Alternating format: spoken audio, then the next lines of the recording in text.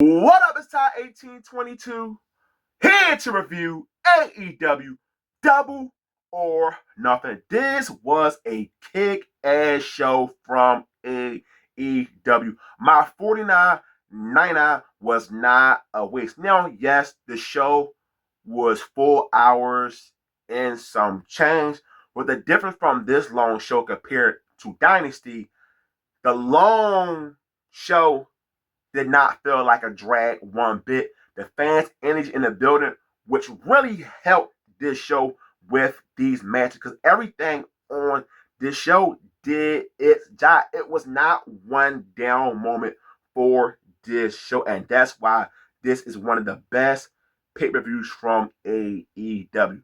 Probably the best Double or Nothing. I gotta think about that right there. But let's talk about what took place on tonight show. We kick it off with the Owen Hart Cup Finals women's match. CEO, CEO, CEO. Mercedes Moné versus Jamie Hayter. I always wanted to see a match between these two ladies, and this match kicked ass. The crowd chanted, "This is awesome. This is awesome." Well deserved. This was physical action between these ladies. It went about 25 minutes. And I love the back and forth with both ladies, because any of these ladies are a good choice to win this match to head to All in Texas for that AEW Women's Championship match. But your winner is the CEO, Mercedes Moné. I've been so happy with Tony Khan treating Mercedes Moné like the star she is. She been in a groove in AEW. Yes, it started out pretty rocky, but for all she overrated, she overpaid. Throw that nonsense out the window. Tony Khan knows how great Mercedes Moné is. She is undefeated, the TBS champion, and now she won't be in a marquee match at All in Texas. Jamie Hayter, I love you. I was so happy to see her in this type of spotlight. Jamie Hayter reminded everybody why she's one of the best women wrestlers today in the business. FTR versus Nigel McGuinness and Daniel Garcia. I did like this match, but this match went on about 10 to 15 minutes longer than it needed to go. I appreciate the story they were doing with Nigel McGuinness and Tony Schiavone, but you could have done all that in a much shorter time period. But FTR does get the victory. I'm not sure what's next for FTR. We all know they took out Cope at AEW Dynasty, so we're going to see what's next for FTR. Mark Briscoe versus Ricochet. Now, if this match took place on Dynamite and Collision, that makes total sense. But since this is a stretcher match, I said, okay, I'm fine with this match. And you know what? This turned out to be a very fun match. Ricochet been having the best run of his career in professional wrestling. Mark Briscoe is a healthy hand for Tony Khan. He's not going to get a big time push, but he will deliver in defeat. He looks strong in defeat going against Ricochet. Ricochet wins this stretcher match. I love to see Ricochet be involved in a mid-card title picture like with the TNT Championship, because I don't see Tony Khan doing anything with Adam Cole as a TNT champion. Hell, he didn't even have a singles match for his TNT Championship belt. So that tells you a lot. We heard people. We heard people. We heard people. The Hurt Syndicate versus Sammy Guevara and Dustin Rhodes. This is a AEW Tag Team Championship match. And you know what? This match was much better than expected. I had expectations for this match. And I wish Tony Khan give these guys better opponents at pay-per-views. But I love seeing the dynamic of Bobby Lashley and MJF. Because a lot of people are assuming that MJF eventually going to turn on her syndicate. But I do see that, of course. Still your tag team champions, the Hurt Syndicate. Mike Speed Bailey versus Okada for the Continental Championship. Talk about a kick-ass match. I know Okada, his run in AEW haven't set the world on fire, but Okada is still that guy in the ring. Mike's ability is so impressive to watch. I remember seeing him live at Dynasty. Talk about a phenomenal in-ring worker. A lot of guys are just good at just being good in the ring. But Mike's ability, one of those guys that I'm all for that. I don't need the guy to become a character on TV. Just be the good in-ring action guy. Because he just brings something different to the table when you watch his matches. This is Okada second best match to me since he signed with AEW. His first one is with Will Ospreay. Still your Continental Champion, Okada. The women's championship match, Mina Shirakawa versus Timeless Toni Storm. This was so good. Mina Shirakawa is so over that this was a 50-50 match when it came to the crowd. And it involving Timeless Toni Storm, who is the most over character in this division. It just tells you how beloved Mina Shirakawa is. You got the crowd dancing to her theme song. Thank God, Tony Khan, you went back to original. A lot of people online was not feeling the brand new one. Still your women's champion, Toni Storm. Then after the match, they kissed and made up. We did not get the return of Mariah May.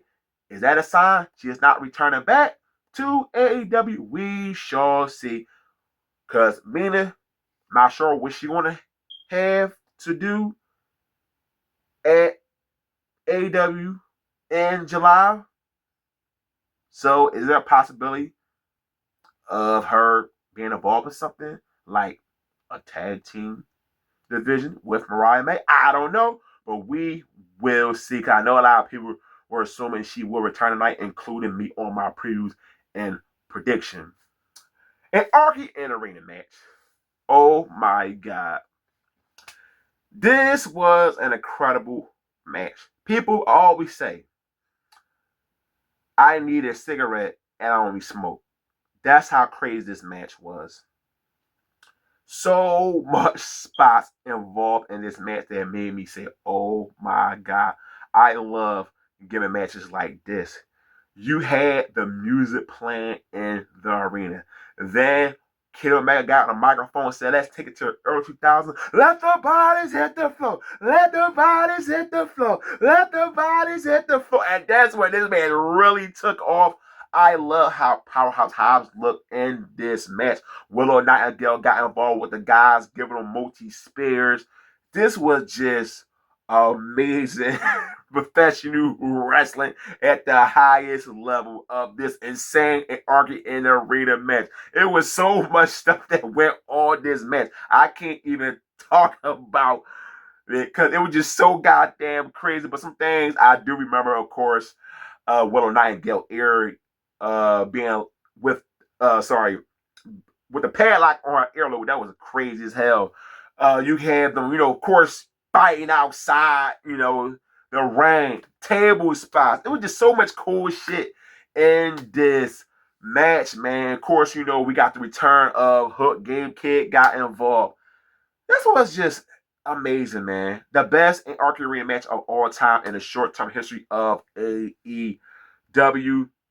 Swerve finished things off with the Swerve stuff with his answer threes collaboration with one of my favorite all-time NBA players, Allen Iverson, with the thumbtacks on the bottom of the shoe. Oh, I cannot forget the stuff involved with the staple gun. Now I gotta remember that part because Swerve got his tongue stapled by Arena Shafir. Crazy stuff in this Anarchy Arena match. Oh my God! If you did not watch AEW Double Nothing, this is the match I would recommend for you to watch.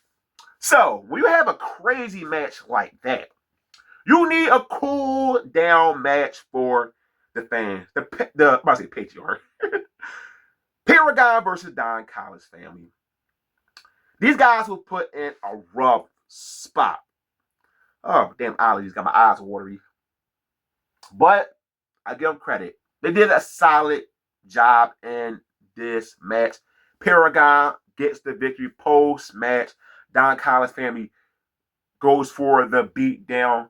Then we get Tamahashi, Ishii, and one of my favorite talents in AEW, Brody King. But this post-match stuff really didn't do anything for me one bit. But it's going to lead to something for the Don Callis family. Now, let's talk about the main event. The All Heart Cup Tournament Finals. Will Ospreay versus Hangman Adam Page. The winner will face John Mox at AEW or in Texas. A lot of people say Will Ospreay needs to slow it down. Well, tonight he did do that. When Will Ospreay tells a story, his matches are so much better. And this was a kick-ass main event. I love how they did the lights, gave it a different feeling for this show. And this match won about 25 minutes, and every minute of the match was amazing.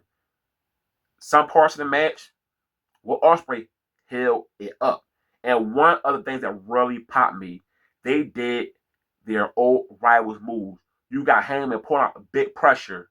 Will Ospreay doing the V trigger, attempted the one-winged angel on Hangman Page. The false finishers meant something. They just wasn't doing it just to do it. And I love when you had Ospreay take off his elbow pad. Hangman took off elbow pad.